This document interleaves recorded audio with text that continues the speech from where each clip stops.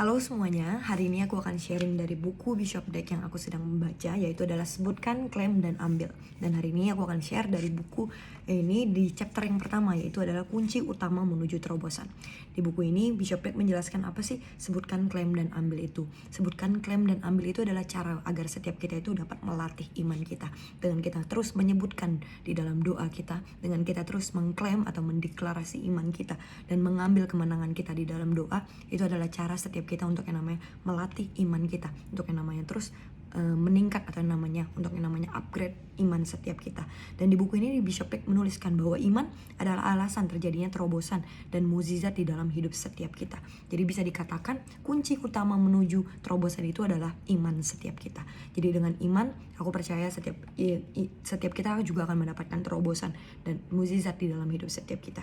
Aku akan bacakan satu ayat di Ibrani 10 ayat 38, tetapi orangku yang benar akan hidup oleh iman, dan apabila ia mengundurkan diri, maka aku tidak akan berkenan kepadanya.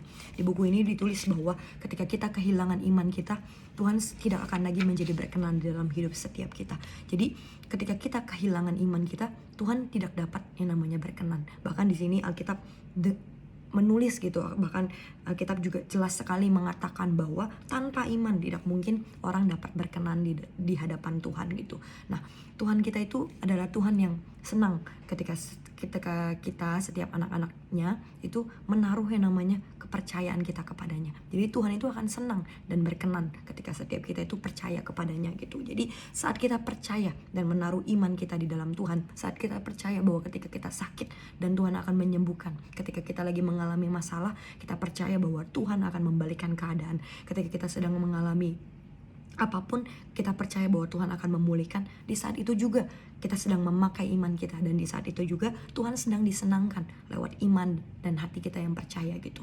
Jadi di buku ini aku tulis gitu, selalu ingat bahwa Tuhan itu senang jika setiap kita itu percaya kepadanya gitu. Jadi terus taruh di dalam mindset kita bahwa Tuhan itu membawa hidup setiap kita itu untuk yang namanya mengalami, mengangkat setiap hidup kita dan membawa hidup kita, membangun hidup kita untuk hidup di dalam kehidupan yang berkelimpahan, kehidupan yang terus yang namanya diberkati.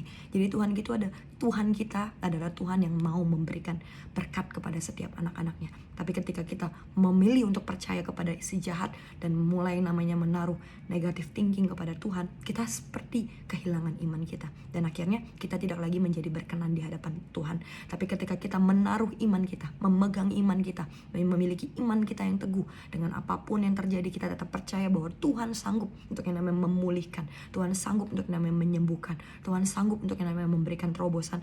Di saat itu juga kita sedang berkenan karena Tuhan senang ketika anak-anaknya percaya dan menaruh semua imannya kepadanya gitu. Jadi Tuhan kita itu adalah Tuhan yang akan membawa hidup kita itu ke dalam terobosan, kelimpahan. Jadi imani itu, sebutkan itu di dalam doa kita, terus klaim itu di dalam doa kita, dan ambil itu untuk menjadi bagian di dalam hidup kita.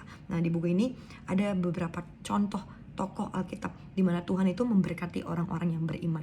Jadi ketika orang-orang ini datang kepada Tuhan dengan iman mereka, di saat itulah Tuhan memberikan terobosan dan mukjizat di dalam hidup mereka. Aku akan ambil beberapa contoh, yaitu adalah contoh di Mazmur Markus 5 ayat 34. Hai anakku, imanmu telah menyelamatkan engkau.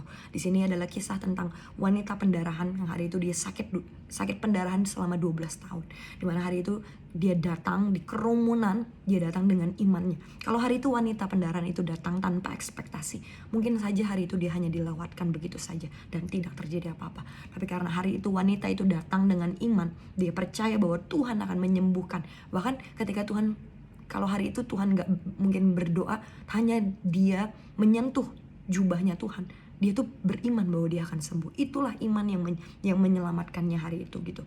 Jadi wanita pendarahan itu hari itu disembuhkan ketika dia terus beriman, ketika dia datang kepada Tuhan, asalku jamah jubahnya dan aku akan sembuh. Dan itu terjadi sesuai dengan imannya yang hari itu menyelamatkannya. Dan contoh kedua adalah di Matius 9 ayat 29. Hari itu ada kisah dua orang buta yang datang kepada Tuhan, dan mereka berdua meminta belas kasihan Tuhan untuk disembuhkan. Dan hari itu terjadilah, di Matius 9 ayat 29 berkata seperti ini, jadilah kepadamu menurut imanmu. Hari itu dua orang buta itu bukan sekedar datang coba-coba coba-coba berhadiah, tapi mereka datang benar-benar dengan iman mereka yang teguh. Mereka datang dan berkata, mungkin di dalam perjalanan mereka berkata, kalau hari ini aku bertemu dengan Tuhan, pasti aku disembuhkan. Kalau hari ini aku, mungkin mereka terus selama perjalanan itu mereka sebutkan, mereka klaim, mereka ambil kemenangan, mereka ambil kesembuhan. Dan ketika mereka bertemu dengan Tuhan, Tuhan berkata, jadilah menurut seperti imanmu. Dan hari itu kesembuhan atau terobosan itu terjadi di dalam hidup mereka.